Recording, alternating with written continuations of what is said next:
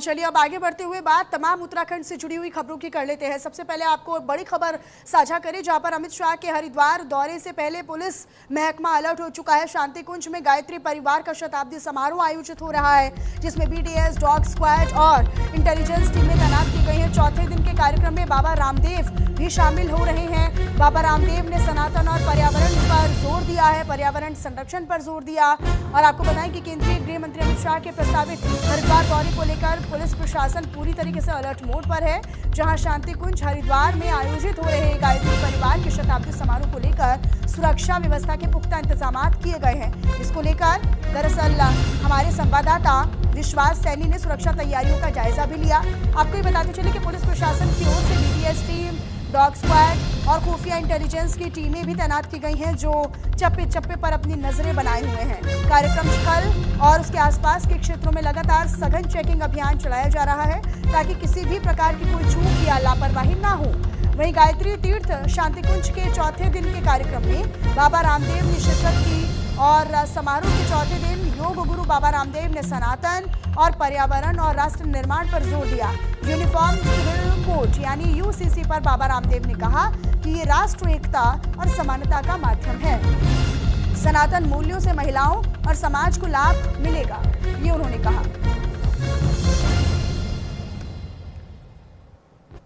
बड़ा सौभाग्य का क्षण अनुभव करते हैं और सभी की जो भावना पूज्य गुरुदेव के प्रति है, गायत्री परिवार के प्रति है, वो आप उन लोगों के भाव से महसूस ही कर सकते हैं। ये जो 100 वर्ष का समय है, हम लोग ने इसको मात्र उत्सव की दृष्टि से नहीं, उत्तरदायित्व को वहन करने की दृष्टि से लिया है।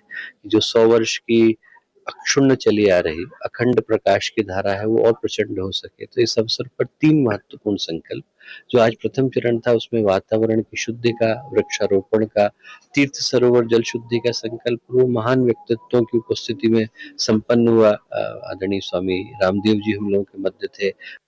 वेद मूर्ति श्रद्धेय श्याम शर्मा जी और श्रद्धामयी माता भगवती जी ने जो तप किया, पुरुषार्थ किया और वेद धर्म और गायत्री धर्म की प्रतिष्ठा के साथ चरित्र निर्माण, राष्ट्र निर्माण और युग निर्माण का संकल्प, हम बदलेंगे, युग बदलेगा, हम सुधरेंगे, जग सुधरेगा, जो एक मात्र नारा नहीं दिया, उन्होंने लोगों के जीवन में एक व्यवहारिक सकारात्मक दिव्य आध्यात्मिक रूपांतरण किया। और उसी सनातन की शाश्वत परंपरा को हमारे श्रद्धेय डॉक्टर प्रणब पंड्या जी, हमारे पूज्य हमारे भ्राताश्री चिन्मय पंड्या जी उसको आगे बढ़ा रहे हैं। उस सेवा, साधना और सनातन की शाश्वतता के जीवंत विग्रहमान प्रतिरूप होकर के, ये हमारे लिए बहुत बड़े गौरव की बात है। केंद्रीय गृह मंत्री अमित शाह का 2 दिवसीय दौरा प्रस्तावित है, जिसको लेकर आज केंद्रीय गृह मंत्री अमित शाह उत्तराखंड पहुंच रहे हैं, जिसको लेकर आज ऋषिकेश में गीता प्रेस की मासिक पत्रिका के विमोचन में वो पहुंच रहे हैं। उसके बाद शाम को 5:30 बजे जो केंद्रीय मंत्री अमित शाह है, केंद्रीय गृह मंत्री अमित शाह पहुंचेंगे आज पतंजलि में, जहां पर उनका रात्रि विश्राम है। उसके बाद मैं अगर बात करूं कल की, तो कल उनका जो कार्यक्रम है पतंजलि के बाद सीधे वो शांति कुंज पहुंचेंगे। शांति कुंज के बाद उनका कार्यक्रम सीधे बैरागी कैंप में, जहां पर शताब्दी महोत्सव शांति कुंज की ओर से वो चल रहा है गायत्री परिवार का।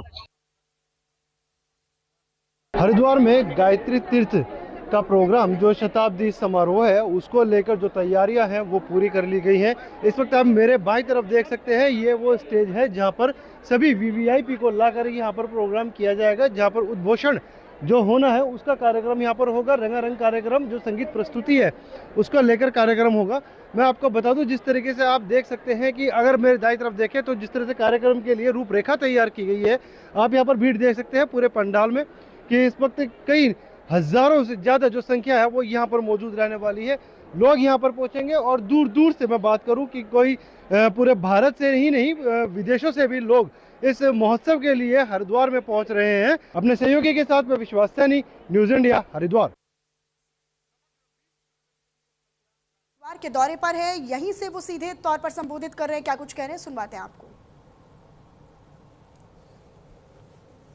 100 से अधिक देशों में 15 करोड़ से ज्यादा अनुयायी आज अध्यात्म के मार्ग पर अपने आत्मा के कल्याण का मार्ग प्रशस्त कर रहे हैं। और आज ये अखंड ज्योति की सती मनाई जा रही है।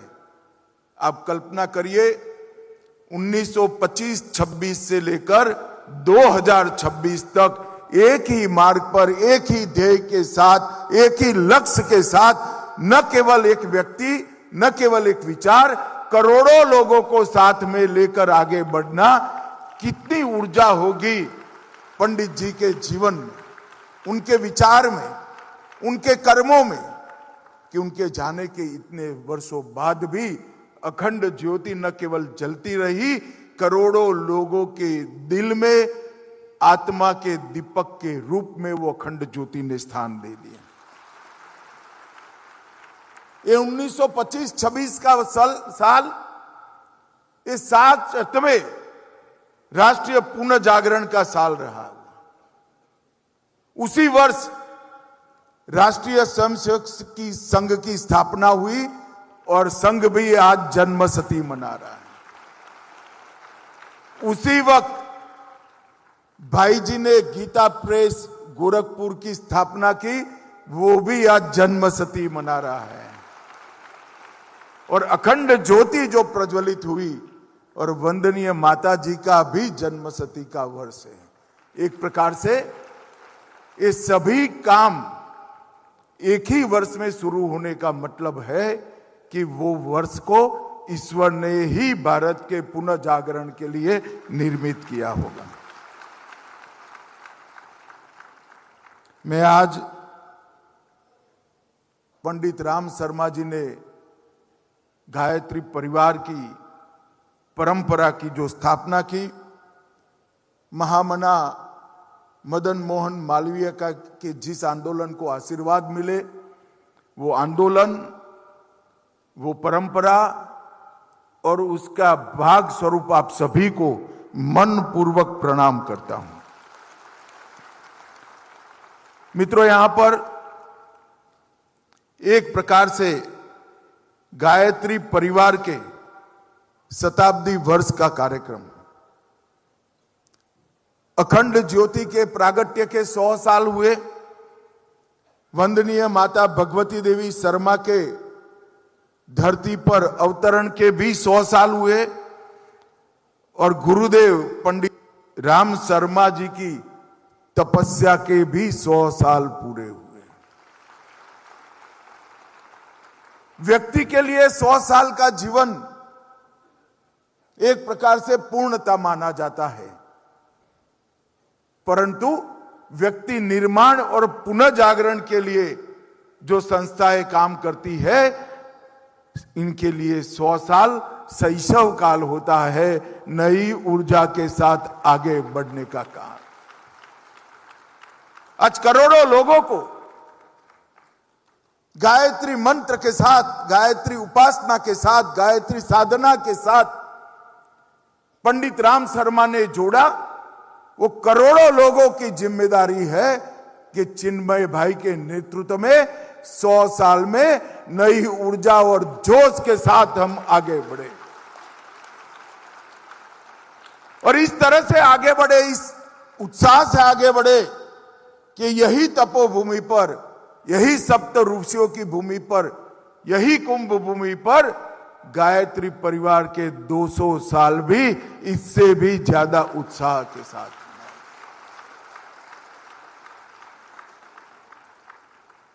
और आज जो राष्ट्र निर्माण का संकल्प का दिन तय किया है, मैं आपको बाद में बात करूंगा, परंतु राष्ट्र निर्माण का संकल्प ये आज कितना समयोचित है, इसकी भी मैं बात करूंगा। परंतु मैं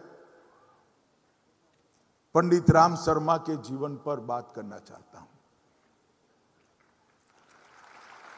देश भर के इतिहास का, देश के महापुरुषों का और आध्यात्मिक जीवन को ऊर्जा लेने वाले अनेक संतों के जीवन का मेरा गहरा अध्ययन है।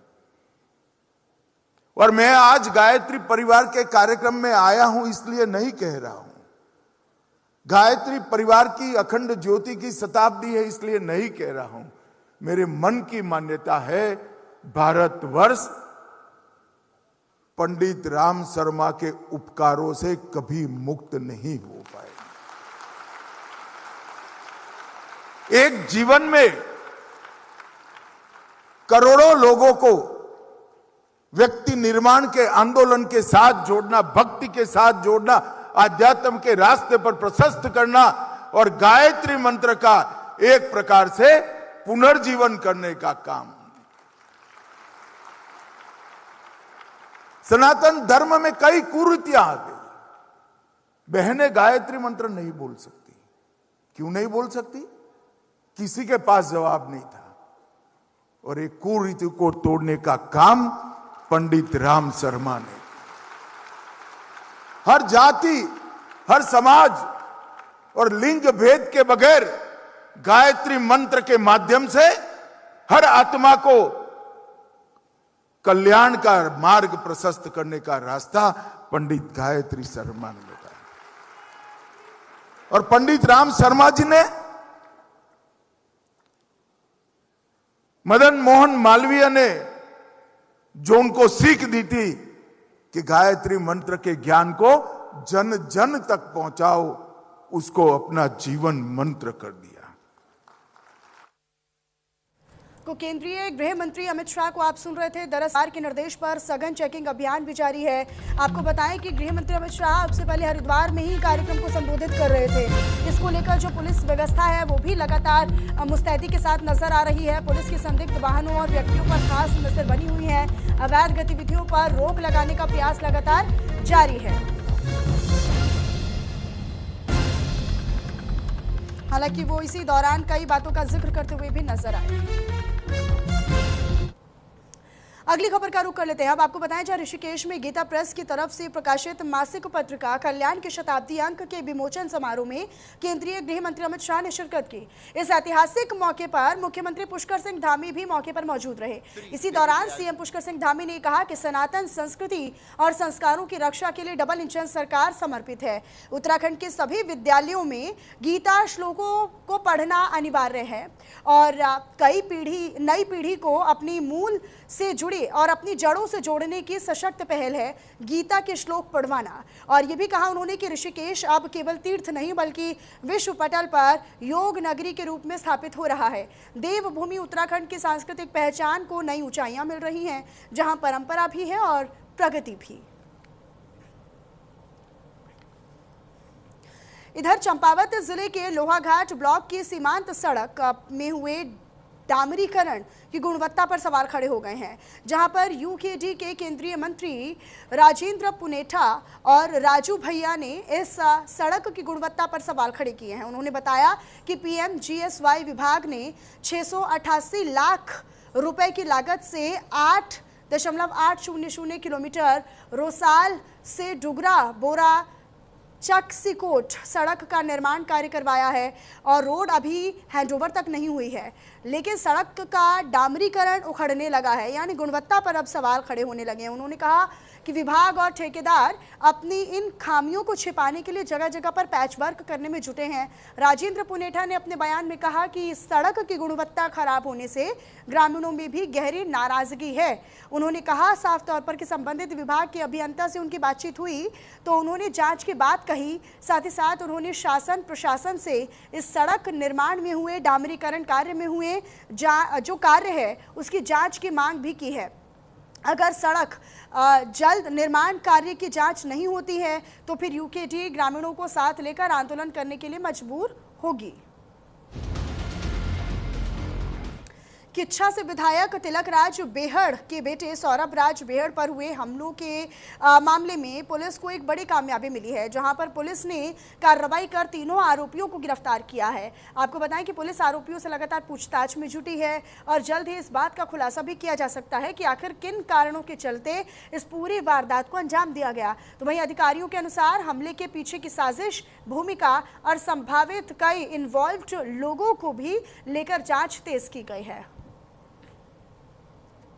रुद्रपुर से खबर है, जहां पर गणतंत्र दिवस यानी 26 जनवरी की तैयारी के लिए पहुंचे पीआरडी जवानों को खराब खाना परोसे जाने का गंभीर मामला सामने आया है, जहां पर खाने में चावलों से तेज बदबू आने पर जवानों ने इसको लेकर नाराजगी जताई और हंगामा भी किया और इसे जवानों की सेहत के साथ सीधा खिलवाड़ बताया। पीआरडी जवानों का साफ कहना है कि ड्यूटी और रिहर्सल के दौरान उन्हें जिस खाने की व्यवस्था करवाई गई थी वो खाने योग्य ही नहीं था, यानी उसे खाया ही नहीं जा सकता था और इसकी शिकायत संबंधित अधिकारियों से की गई। हंगामे की जानकारी मिलने पर मौके पर मौजूद अधिकारियों ने जवानों को समझाया बुझाया और मामले की जानकारी उच्च अधिकारियों तक पहुंचाई। अब बताया ये जा रहा है कि खाने की जांच करवाई जा रही है और दोषी पाए जाने पर संबंधित ठेकेदार या जिम्मेदार व्यक्ति के खिलाफ कार्रवाई की जाएगी।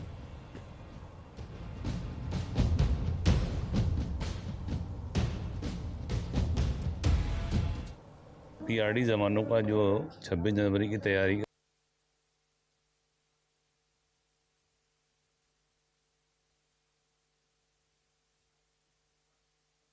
संबंध में पीआरडी जवानों का जो 26 जनवरी की तैयारी के संबंध में परेड का एक कैंप चल रहा था, जिसमें ये महिला स्वयं समूह द्वारा जो है भोजन की व्यवस्था दी जा रही है।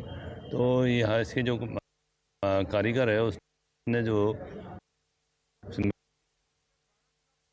मेरे सुनने में आया ये कह रहे हैं कि बासी चावल जो है हमको दे दिया गया। जब हमारे स्टाफ को मालूम हुआ तो तुरंत ही उसको हटा के नया चावल बना के खिला दिया उनको। हाँ, ये बात सही है कि वास्तव में मैं भी खाना खा रहा था। मैंने रोटियां ली पहले, लेकिन बाद में जब चावल लिया किसी बंदे ने तो पता चला कि चावल में थोड़ा सा बदबू आ रही है। और बदबू आ रही थी तो मैंने चेक किया, वास्तव में बदबू आ रही थी।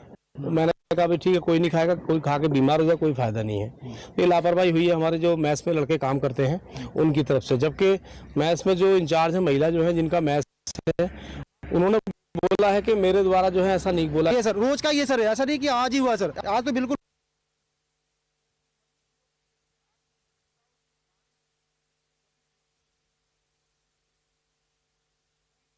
और चलिए फिलहाल इन्हीं तमाम बड़ी और अहम खबरों के साथ इस बुलेटिन में इतना ही। आप बनी रहेगा न्यूज़ इंडिया के साथ। नमस्कार।